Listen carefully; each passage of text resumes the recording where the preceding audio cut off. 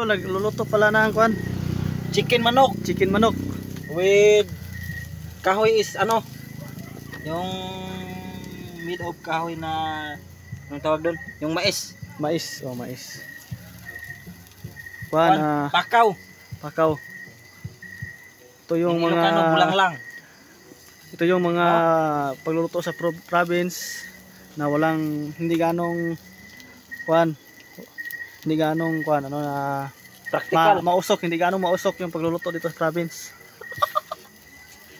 Hindi ganong mausok. Ganyan talaga dito. Ito yung mga pakaw na kahit damihan mo kay hindi ganong mausok.